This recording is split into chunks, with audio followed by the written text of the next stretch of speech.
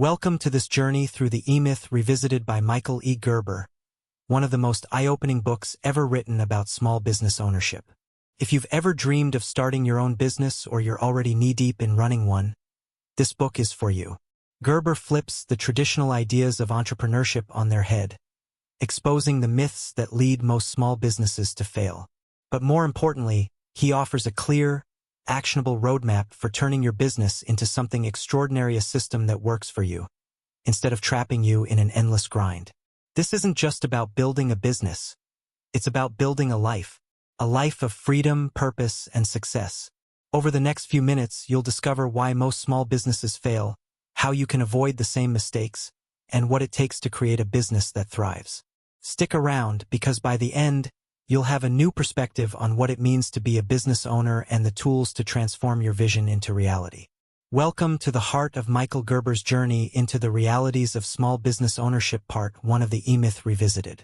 Here, we unravel the myths, the mindsets, and the struggles that most small business owners face but rarely talk about. If you've ever dreamt of starting your own business or already own one, this section is for you. Let's dive in. First, let's talk about the entrepreneurial myth, or what Gerber calls the E-Myth. Picture this: you've been working hard for years, probably as a skilled technician, a baker, an electrician, a writer, or a hairstylist.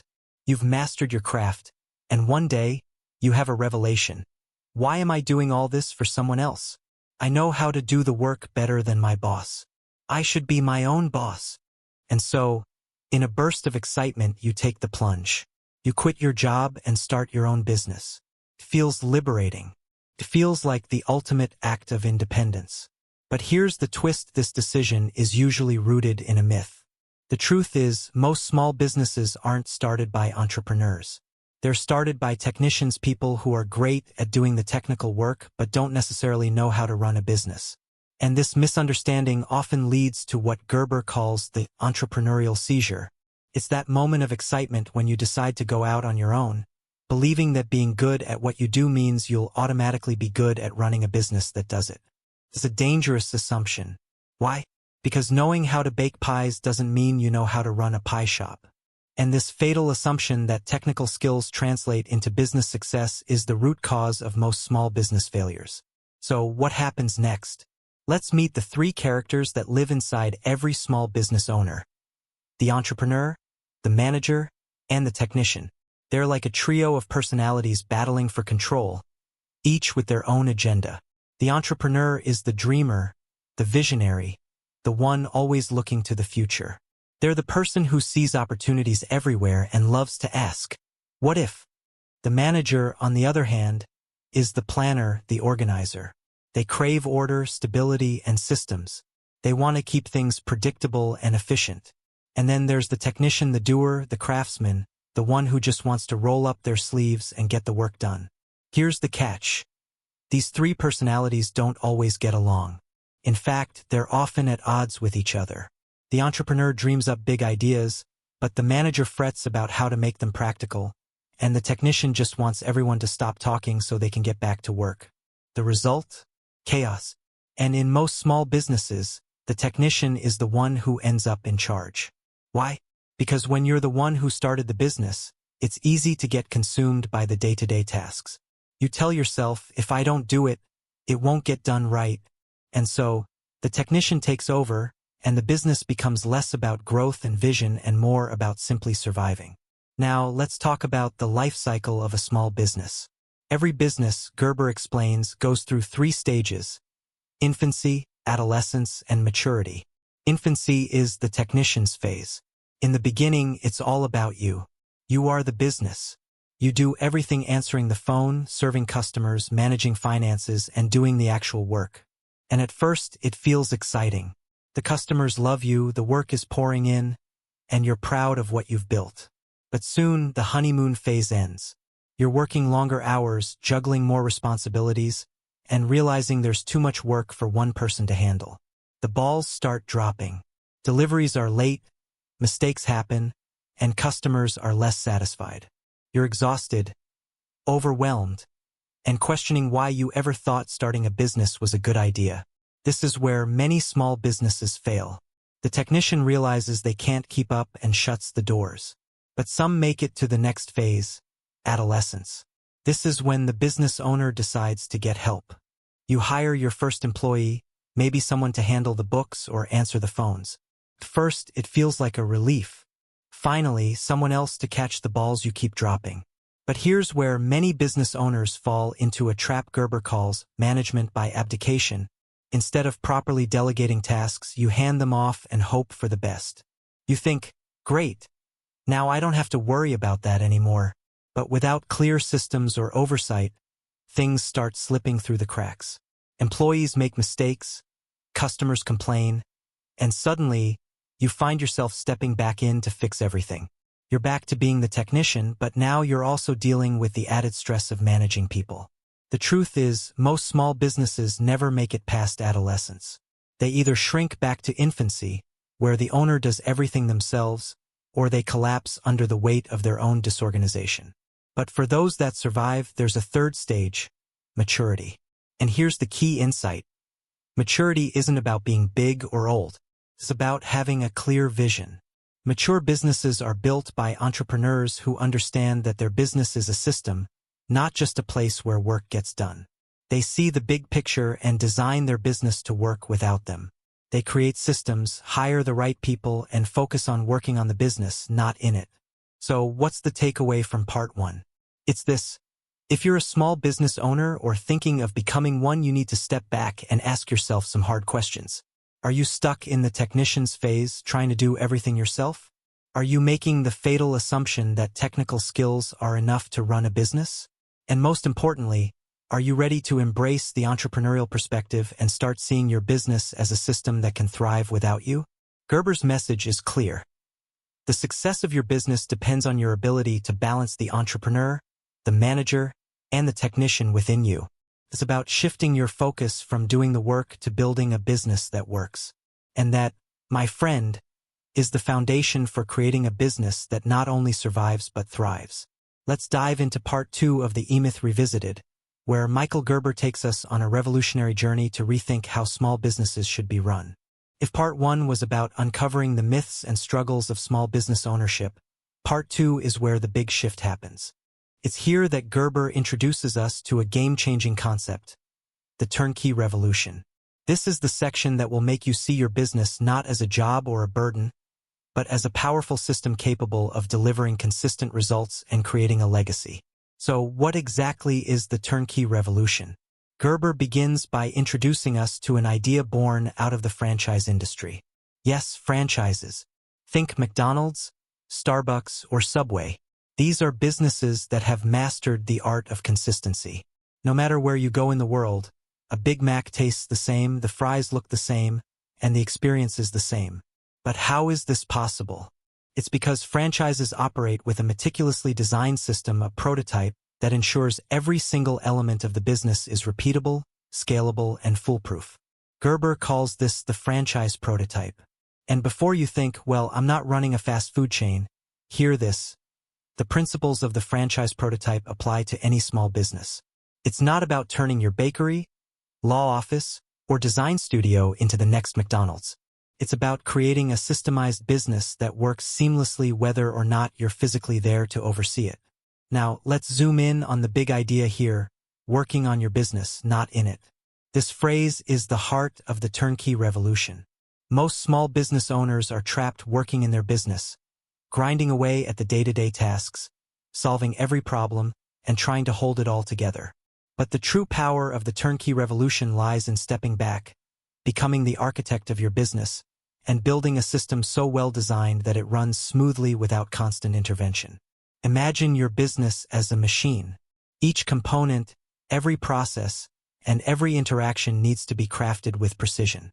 From how customers are greeted to how products are delivered, nothing is left to chance. Gerber makes this clear. Your business should not depend on extraordinary employees. Instead, it should be built in a way that ordinary people can achieve extraordinary results because the system is designed to support them. But what does this actually look like? Let's take a closer look at the franchise prototype and how it transforms businesses. In a franchise model, everything is documented. There's a step-by-step guide for every task, Every job, every role. It's like a playbook that ensures consistency no matter who is performing the task.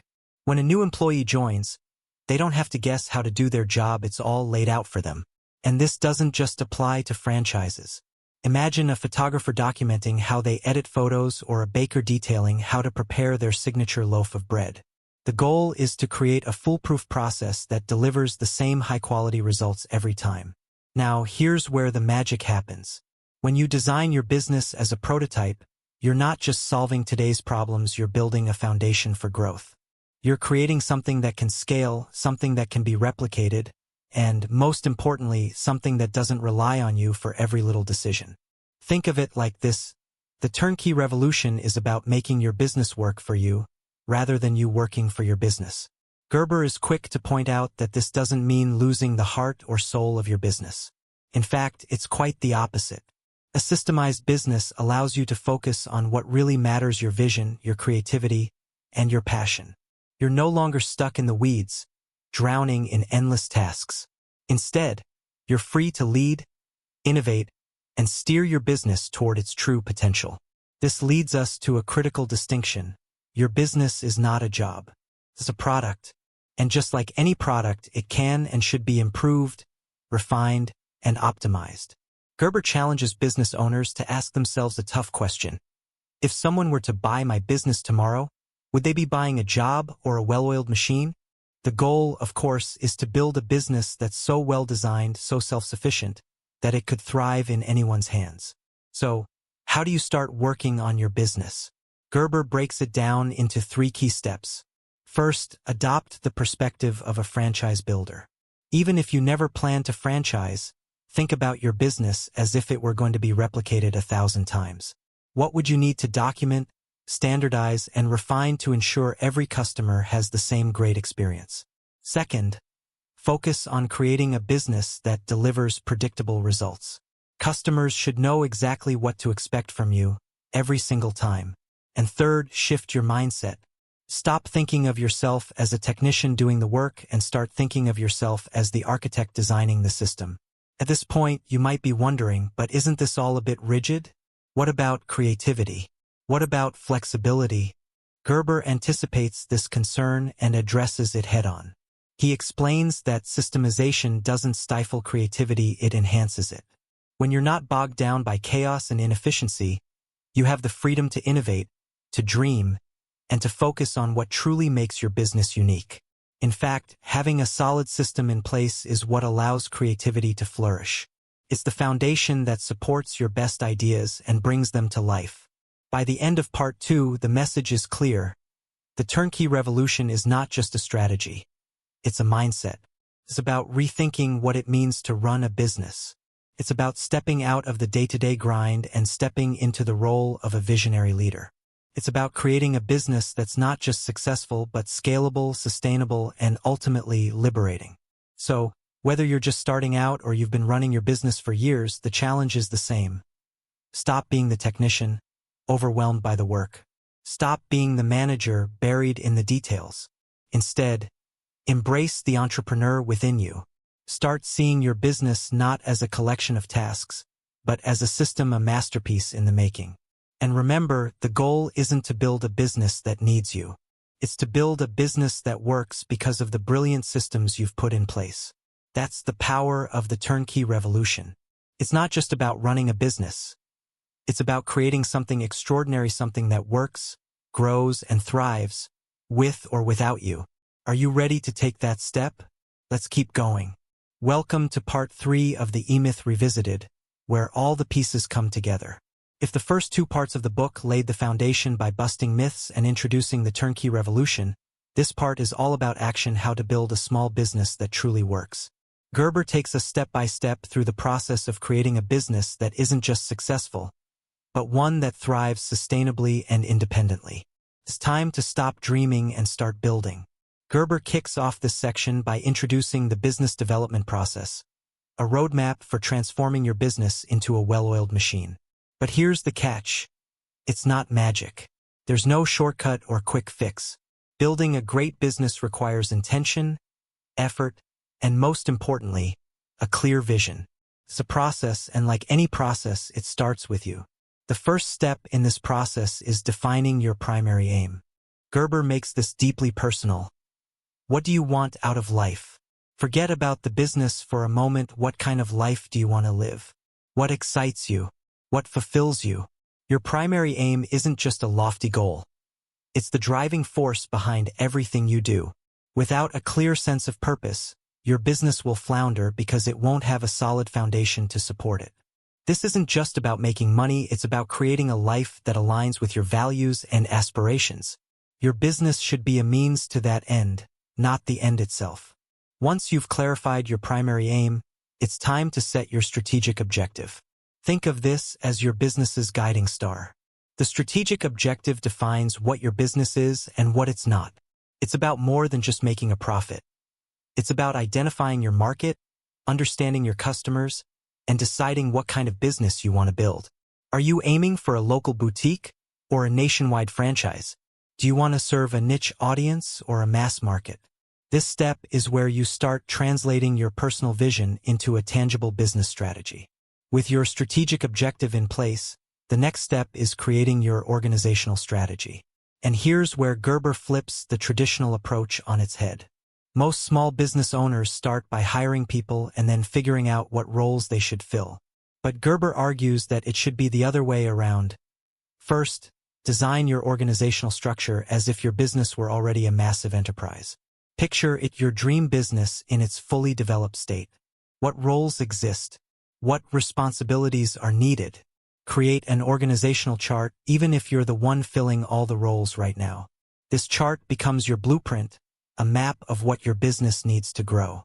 Next comes your management strategy. This is all about creating systems, yes, systems again. Gerber reminds us that every great business runs on systems, not on individual people. The goal isn't to hire superstars. It's to build a system so effective that ordinary people can produce extraordinary results. Your management strategy ensures that every task, every interaction, and every process in your business is documented, repeatable, and efficient. This isn't about micromanaging, it's about giving your team the tools they need to succeed without constant supervision. Once your management systems are in place, it's time to think about your people strategy. Gerber is clear. Your employees aren't just there to do a job. They're an integral part of your business's success. But here's the kicker. It's your responsibility to create an environment where they can thrive. That means hiring the right people, training them thoroughly, and aligning them with your vision. Your systems will set them up for success, but it's your leadership that will inspire them to perform at their best. Remember, people don't just work for a paycheck, they want to feel valued, respected, and connected to a larger purpose. Next up is your marketing strategy, which Gerber approaches with the same systematic mindset. Great marketing isn't about flashy ads or catchy slogans, it's about understanding your customer deeply. Who are they? What do they need? What problem does your business solve for them? Gerber emphasizes the importance of creating a consistent customer experience. From the moment they interact with your business, every touchpoint should reflect your brand's promise. This is how you build trust, loyalty, and long-term success. Finally, we arrive at the system strategy, the backbone of your entire business. Gerber divides your systems into 3 categories: hard systems, soft systems, and information systems. Hard systems are the physical, tangible processes like how products are made or how services are delivered. Soft systems focus on the human side of things, how customers are greeted, how employees interact, the feel of your business. And information systems track data, metrics, and performance to ensure everything is running smoothly. Together, these systems create a business that's consistent, scalable, and resilient. As Gerber wraps up part 3, he brings everything full circle with a simple but powerful reminder. Your business is a reflection of you. If you're disorganized, your business will be too. If you lack vision, your business will wander aimlessly. But if you're intentional, focused, and committed to growth, your business will thrive. The business development process isn't just about building a better business, it's about becoming a better version of yourself. And so, part 3 leaves us with a challenge. Are you ready to stop being a technician caught in the day-to-day grind? Are you ready to embrace the entrepreneurial perspective and start building a business that works without you? The tools are here, the roadmap is clear, and the potential is limitless. All that's left is for you to take the first step. And that brings us to the end of the E-Myth Revisited. So what's the big takeaway? It's this: your business doesn't have to be a burden. It can be a system, a masterpiece, a legacy if you approach it with the right mindset. Stop being the technician stuck in the day-to-day grind. Embrace the entrepreneur within you. Start designing a business that works for you, not because of you. Whether you're just starting out or looking to transform an existing business, the principles in this book can change everything. They're not just practical, they're life-changing. And here's the best part: you don't have to do it all at once. Take it one step at a time, one system at a time, and watch your business evolve. If you found this summary helpful, make sure to like, comment, and subscribe for more insights on books that inspire action. Share your thoughts. What's your biggest takeaway from the E-Myth Revisited? Have you experienced the challenges Gerber describes? Let's start a conversation and help each other build the businesses and the lives we dream of. Thanks for listening, and I'll see you in the next one.